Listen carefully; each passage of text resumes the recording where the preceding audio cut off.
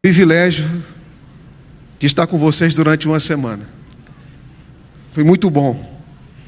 Eu tenho essa escola no coração e eu agradeço a Deus por, junto com o pastor Henrique, ter pastoreado vocês por alguns momentos, e agradeço por esse momento tão sublime que é abrir a palavra para a congregação, que está presente também para aqueles que nos acompanham também no virtual. Eu quero convidá-los agora a abrir suas Bíblias no livro de Joel, no capítulo número 2.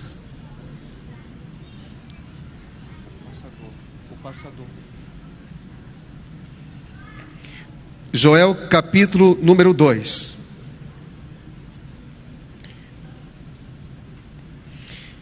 E versículo de número...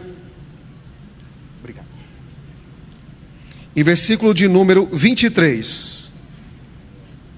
Joel 2, 23. Filhos de Sião, alegrem-se e exultem no Senhor, seu Deus, porque Ele lhes dará as chuvas em justa medida, fará descer, como no passado, a chuva temporã e a chuva serôdia. Em algumas versões, as primeiras e as últimas chuvas. Deus fez uma promessa, e essa promessa, ela teria dois estágios: a chuva temporã e uma chuva serôdia. Deus usa aqui uma linguagem para o profeta Joel, falando de como o Espírito Santo irá trabalhar, e ele usa a realidade que o povo tem. Qual era a realidade do povo de Israel? Era mexer com terra, era agricultura, e eles sabiam, por experiência própria, a importância das chuvas. E existe, claro, a gente sabe disso, que aquela chuva que você planta e então a semente nasce, e há outra chuva para maturar aquele fruto que está crescendo. Deus utiliza essas duas chuvas para fazer uma promessa, assim como muitas vezes na Bíblia ele utiliza símbolos para falar de si mesmo, como também para falar das suas ações aqui na igreja e também em nossa vida. E quando nós olhamos as Sagradas Escrituras, nós vamos perceber que o texto continua fluindo no capítulo 2, quando diz: e acontecerá depois disso, que derramarei o meu espírito sobre toda a humanidade. Os filhos e as filhas de vocês profetizarão, os seus velhos sonharão e os seus jovens terão visões. Até sobre os servos e sobre as suas servas, sobre as servas derramarei o meu espírito naqueles dias. Deus está dizendo que o derramamento do Espírito Santo não é uma iniciativa humana, não é algo que nós vamos produzir, não é algo que o talento, a educação, o esforço pessoal vai produzir. O Espírito Santo para essa igreja é uma promessa de Deus, e é uma iniciativa de Deus, e é uma obra de Deus, e Ele vai executar e vai cumprir todas as suas promessas na vida de todos aqueles que acreditam. Nós nunca seremos capazes de produzir reavivamento por votos, nunca seremos capazes de produzir reavivamentos por decisões pessoais, onde apenas o ser humano está na pauta central. Reavivamento é algo que começa em Deus, é realizada por Ele e a glória pertence a Ele. Agora, quando nós olhamos, a Bíblia é clara em afirmar para nós que esse reavivamento, ele aconteceu em Atos capítulo número 2. Então, quando nós avançamos um pouco mais e vamos para Atos 2, nós vamos perceber que os discípulos se reuniram. Aliás, no capítulo 1 de Atos, Cristo disse: vocês têm que ficar aqui, vocês vão chacoalhar o mundo, vocês vão abalar o mundo, Vocês quase não têm recursos, não têm pratas, não têm moedas, não têm programas, não têm materiais.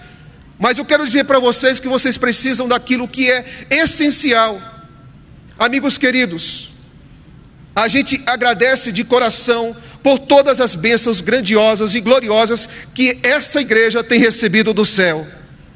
Nós agradecemos a Deus por todas as instituições, por todos os eventos, por todos os programas, por todos os recursos que temos de fazer valer a pregação do Evangelho nos 4 cantos da terra. Mas o que mais nós precisamos hoje é de uma operação nítida, clara, poderosa, profunda e constante do Espírito Santo entre nós.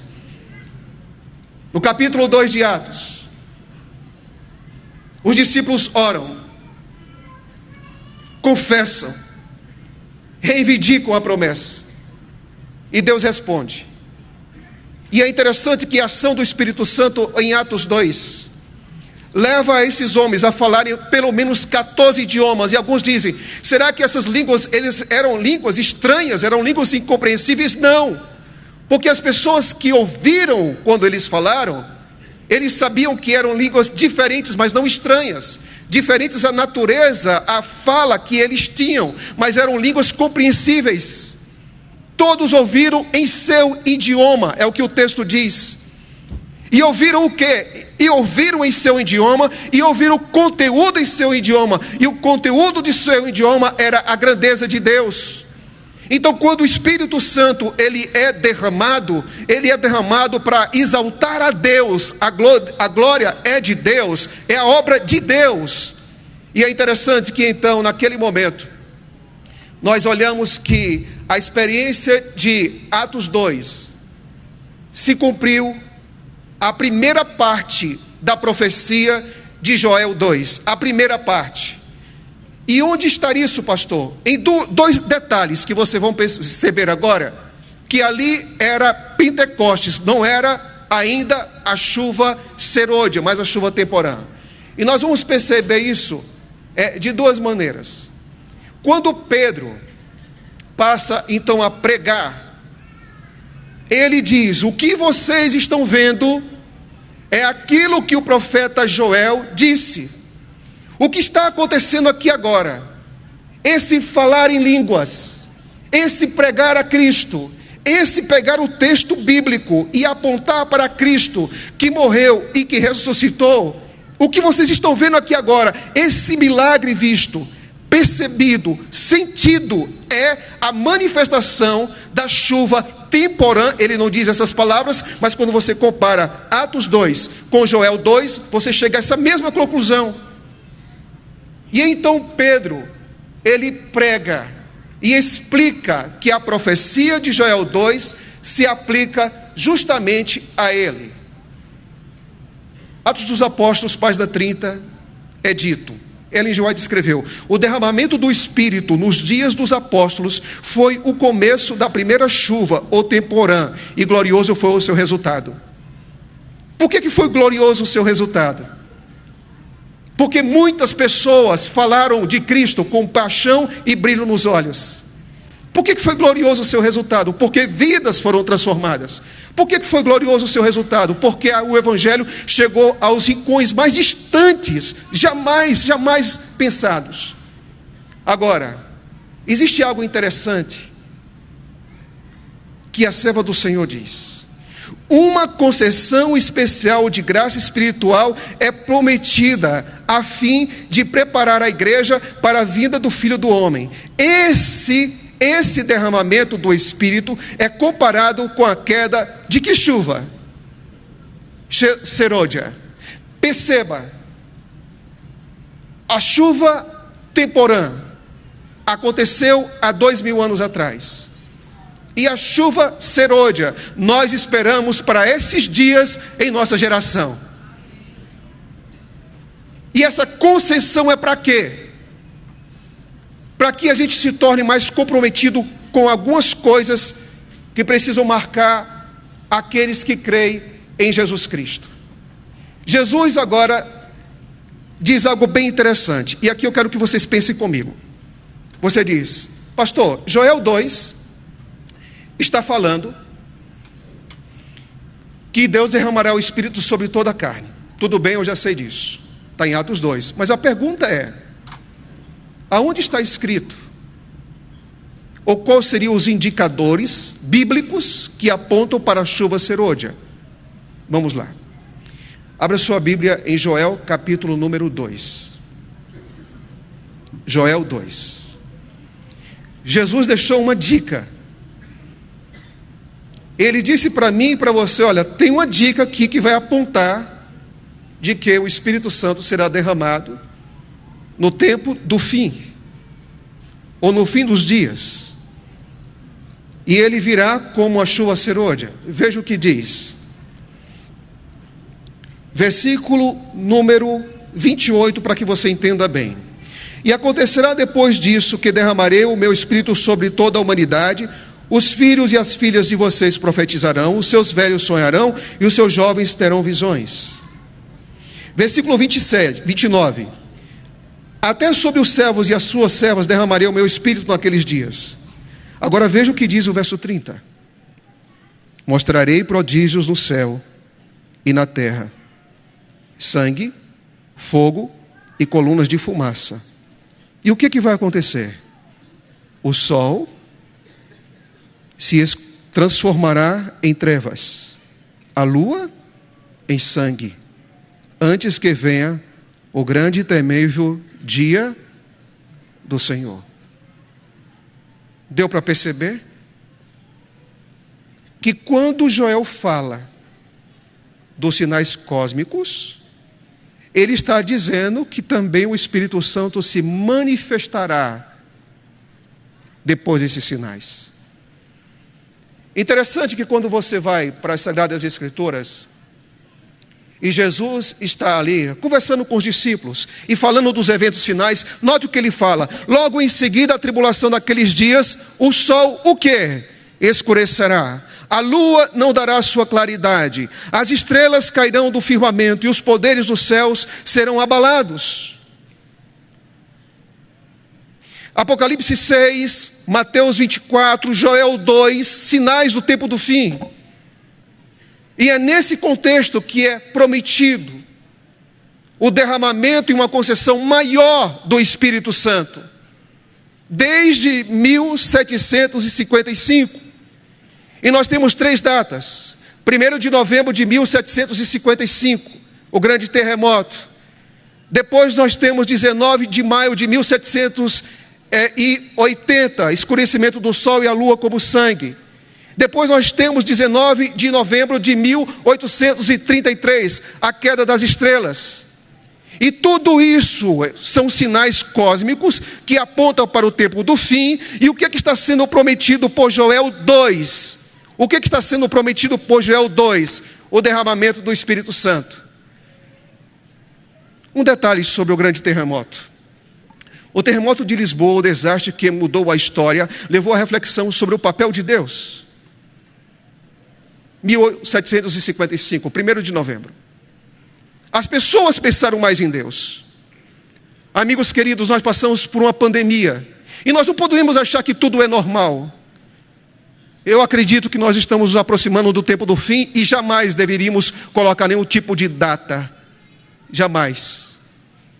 Mas nós deveríamos entender que este mundo necessita de algo muito especial.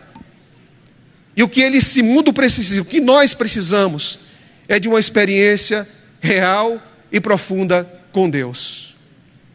Quando nós olhamos para o que está acontecendo e para o que vai acontecer, a pergunta que fica é: como eu devo receber essa chuva? Como? A Bíblia, ela não vai criar novos mecanismos, novos conceitos. Dostoiévski disse: reavivamento é reafirmar o óbvio. E o que é o óbvio? A primeira coisa que temos que aprender, se nós queremos viver guiados no Espírito Santo, existem algumas coisas.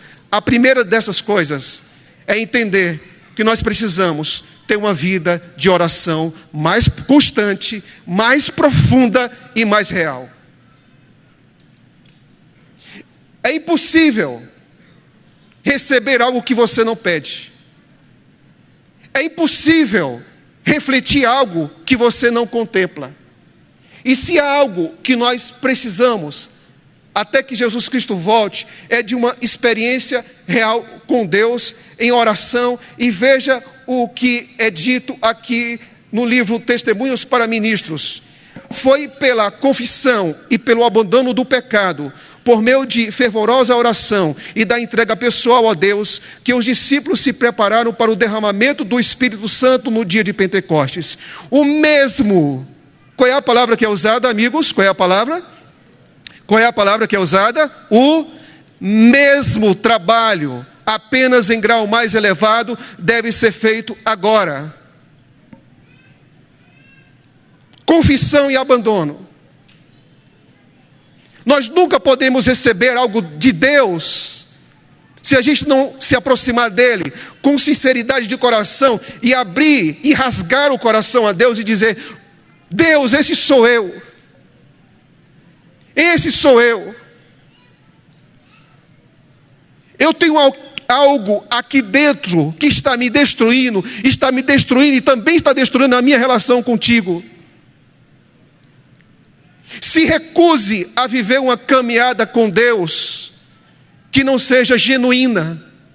Se recuse a viver uma experiência com Deus que seja só superficial. Viva tudo aquilo que Deus quer que você viva. Reivindique as promessas de Deus. Você só tem uma vida. Você não pode ter várias vidas. Você não pode ter várias vidas no seu casamento. Você não pode ter várias vidas no seu matrimônio. Você não pode ter várias vidas na igreja.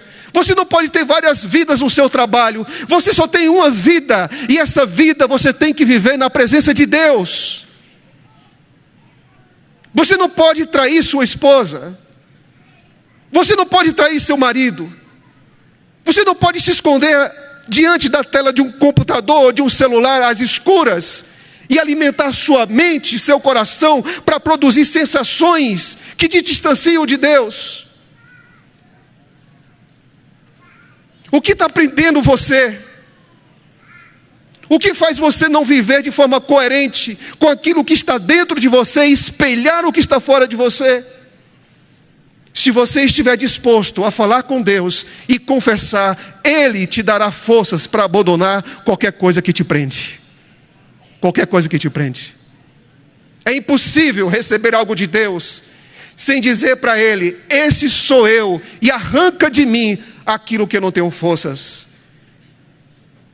É impossível ter uma experiência real com Deus sem deixar algumas coisas para trás. E eu quero perguntar a você agora: você gostaria de deixar algumas coisas para trás nessa manhã?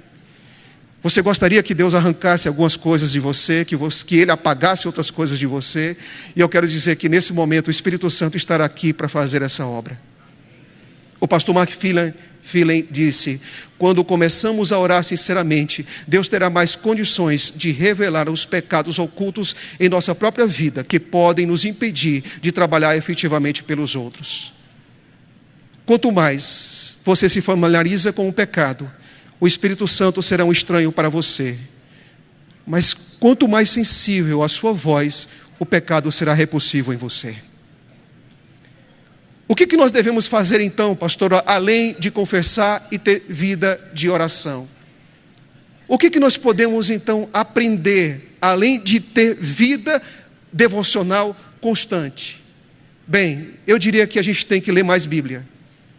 A gente precisa estudar. Amigos queridos, teologia não é para a prateleira. Teologia é para a dona de casa, é para o agricultor, é para quem limpa as gramas, para quem corta gramas, para quem lava prato. Teologia é para a rua, teologia é para o pai, teologia é para a mãe, teologia é para o adolescente, teologia não é para a prateleira, teologia é para todos nós, teologia é para casa, teologia é para a vida, teologia é para a existência. E para que isso seja real, a gente precisa ler Bíblia. Fernando Canali disse: precisamos retornar a Bíblia no púlpito, no lar, e acima de tudo na mente e no coração. Isso requer uma transformação espiritual e logística em nossa vida. Amigos queridos, nós vivemos em uma era das telas, dos influencers. E que as pessoas às vezes, muitas vezes, que Deus fale diretamente com elas. E aqui eu quero fazer uma pergunta para você. Você quer que Deus fale com você? Levante sua mão, por favor. Você quer que Deus fale com você? Levante sua mão. Levante alta, irmão. Você quer ver Deus falando com você? Quer ver? Leia esse livro todo dia e Deus vai falar com você. Leia. Você quer saber sobre eventos finais? Leia. Quer saber sobre a oração? Leia. Quer saber sobre a edificação de uma casa, de uma família? Leia. Quer saber como é que se vive de maneira pura? Leia. Você não pode se alimentar de comida processada. Você não pode o tempo todo estar ouvindo pregações de outros o tempo todo. Você precisa sentar. Você precisa ler. Você precisa estudar. A Bíblia não é um livro que se lê apenas. A Bíblia é um livro que se estuda. Se você tiver uma experiência superficial com a Bíblia, você terá uma experiência superficial com Deus. Por quê? Porque elas testificam de Deus. E eu quero agora pedir a você, que se você quer ter uma experiência real com Deus, diga agora, eu quero ler mais Bíblia. Eu quero me comprometer mais com a palavra. Se você quer ver Deus ouvindo, se você quer ouvir Deus falando com você, aprenda a ler mais a Bíblia.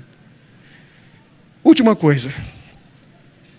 Se nós queremos receber o Espírito Santo, e isso já é uma obra dele, precisamos ter uma experiência do que é justificação pela fé. Aí você diz, pastor, o que tem a ver justificação pela fé? Bem, as 3 mensagens angélicas de Apocalipse capítulo 14, sabe o que é que diz lá? Temer a Deus e dar-lhe glória, porque a hora do seu juízo já chegou. Adorar aquele que fez os céus, a terra, o mar e as fontes das águas. Um dia alguém chegou para Ellen G. White e perguntou, qual é o centro dessas 3 mensagens? Qual é o centro da mensagem do DNA adventista? Sabe o que ela falou? Justificação pela fé. E aqui me chama a atenção esse pensamento.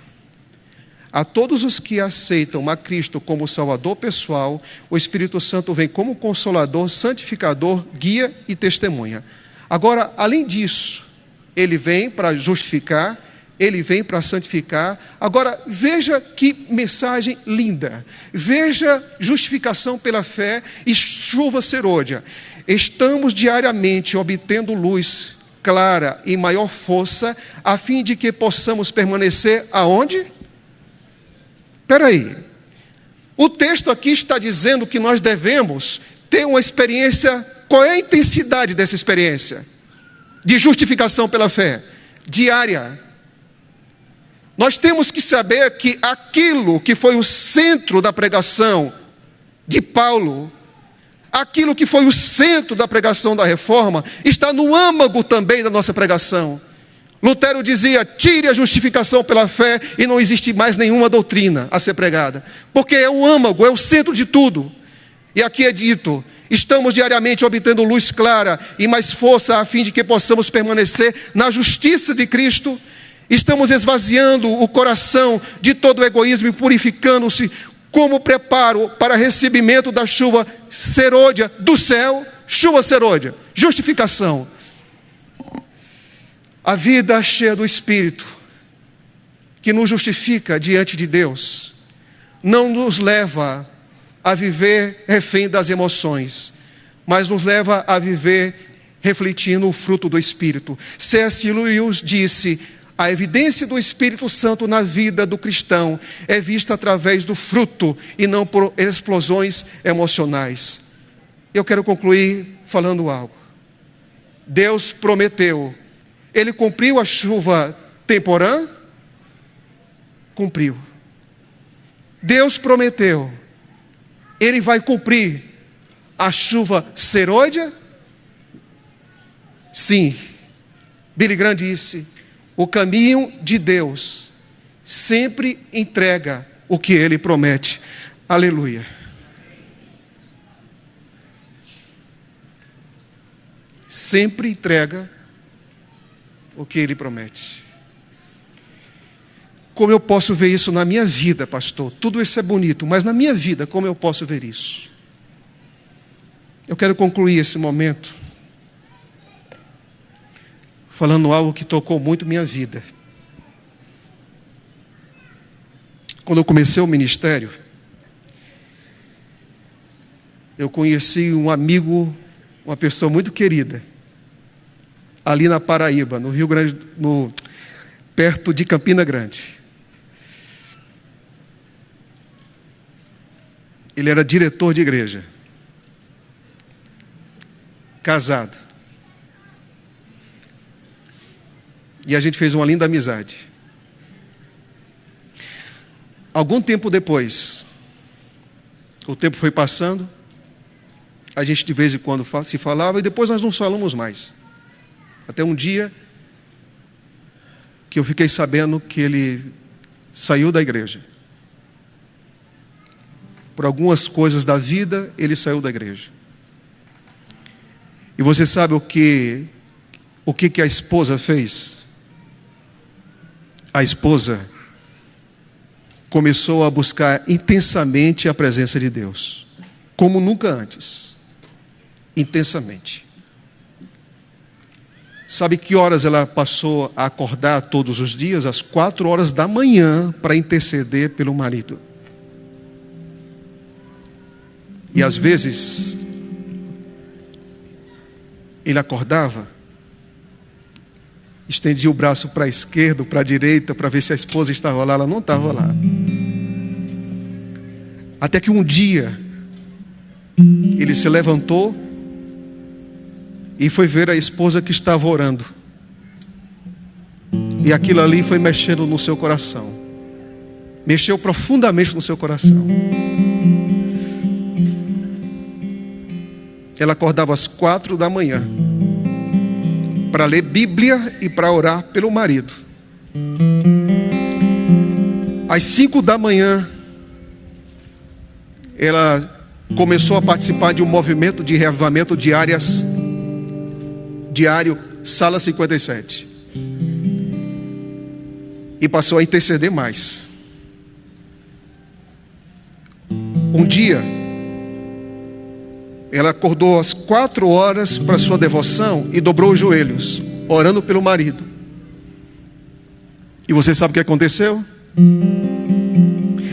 O marido se levantou e se ajoelhou ao lado dela. Ao lado dela. E eu quero dizer para vocês que ele se voltou novamente para Deus. E quando ele se voltou para Deus, Deus estava de braços abertos para ele. Ele hoje está aqui entre nós. Foi batizado. Eu quero apresentar para vocês o Alexandre.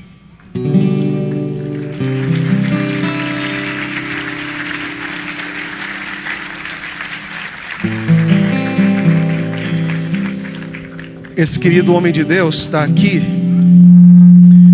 porque uma esposa dobrou os joelhos e Deus ouviu.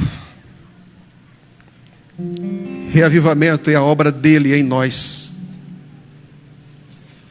Eu acredito que nós nos aproximamos de uma geração que será extremamente missionária, mas também será extremamente consagrada, porque comunhão não anula missão. Porque quanto mais você estiver em Cristo, mais paixão você tem por salvar.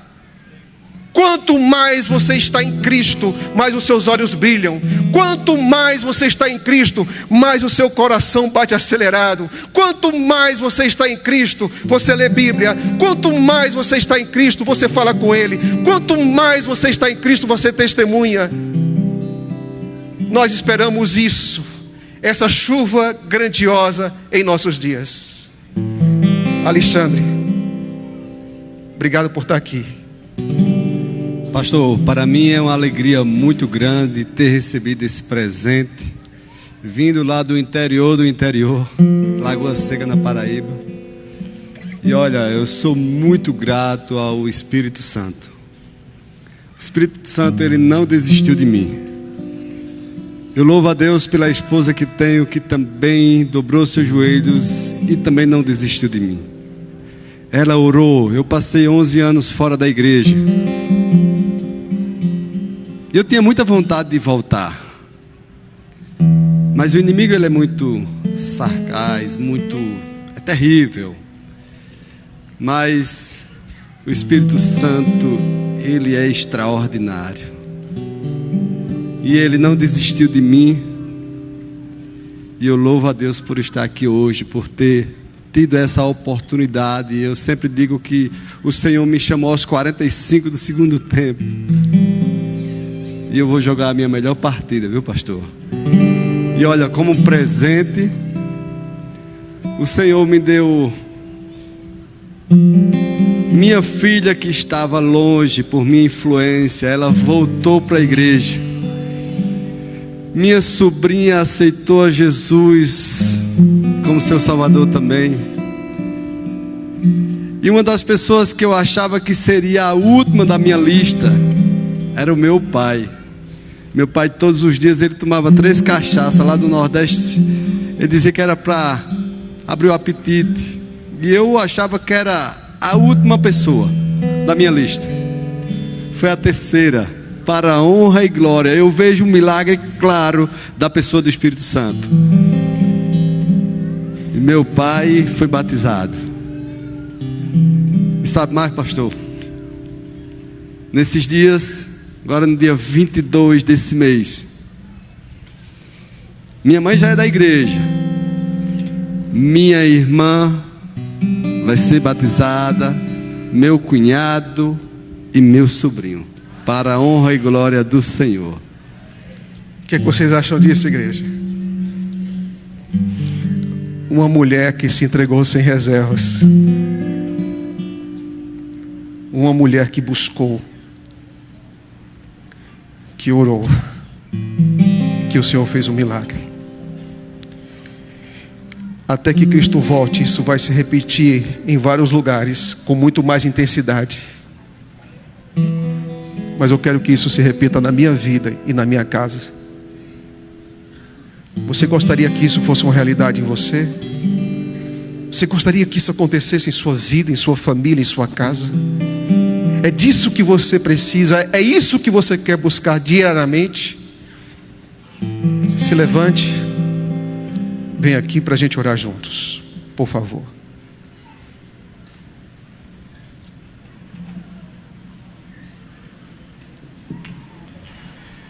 Quando o vento do Espírito soprar, uma chama viva vai aparecer. Nossos filhos e filhas irão profetizar. Nossos velhos sonharão e a igreja mudará.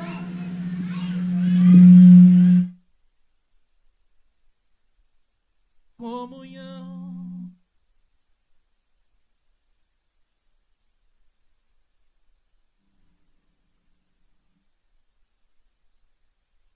Esse dia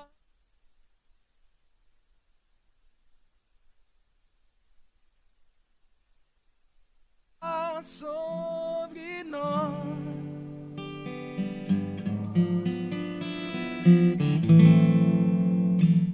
Viver e Jesus Cristo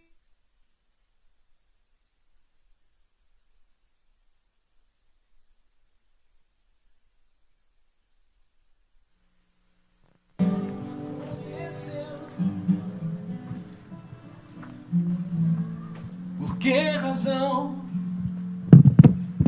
não temos fogo a queimar? Pecados escondidos, uma fé adormecida, mandamentos que insistimos em quebrar.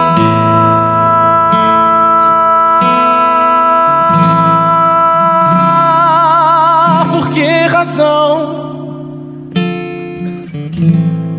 Por que será?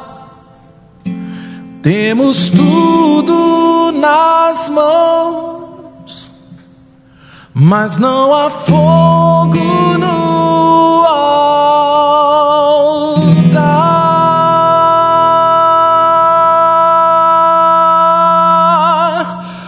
Mas quando o vento do Espírito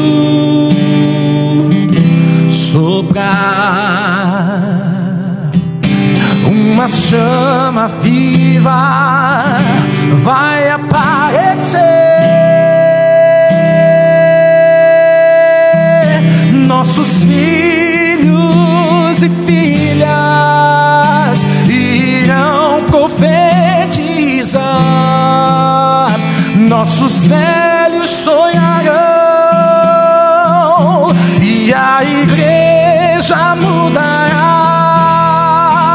quando a comunhão for a arma principal. E a rotina desses nossos dias sair do seu normal,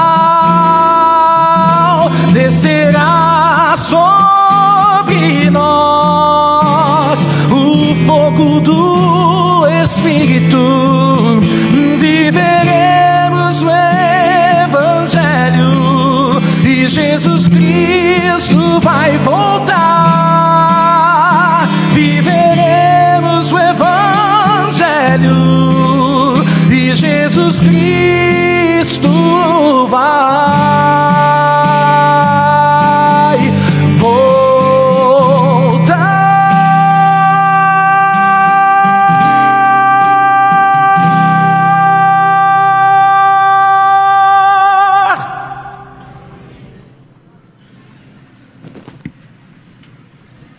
Após a oração nós teremos o grande coro.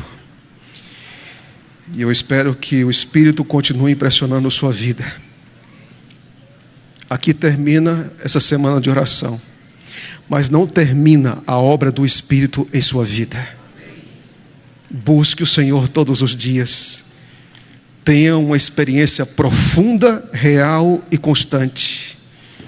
Que nunca haja espaço para aquilo que distancie você de Deus, mas que tudo o que te faça mais parecido com Cristo seja aquilo que você mais busca. A chuva temporã foi uma realidade, e em breve a chuva serôdia na Igreja Adventista do Sétimo Dia também será uma grande e profunda realidade. Senhor querido, nessa semana nós aprendemos que a nossa maior necessidade é ter um reavivamento genuíno e uma piedade mais profunda. Percebemos que todos os dons e talentos que nós temos são dados pelo Senhor, presentes das tuas mãos. Reconhecemos que é impossível ter o caráter de Cristo se o Espírito Santo não colocar este fruto em nossa vida. Entendemos, Senhor, que do começo ao fim do ministério de Cristo e depois do ministério terreno de Cristo, o Espírito Santo se fez presente em cada capítulo da sua existência. Isso significa que o mesmo também deve fazer parte constante da nossa vida. Entendemos, Senhor querido, que é preciso orar, é preciso pedir, é preciso buscar, e também é preciso entender que consagração não é um evento, não é uma atividade pontual, mas vida consagrada é vida constante, de constante dependência de Cristo, de constante dependência do estudo da palavra, sermos moldados nesse século estranho, confuso, inseguro. Ó Deus querido, nesse momento, neste lugar, nós queremos dizer: renova nosso coração, Senhor, para que a gente não se acostume com este século, mas que nós sejamos transformados para descobrir a sua perfeita vontade. Que o Senhor nos abençoe e que nós estejamos abertos para receber a chuva, em nome de Jesus. Amém.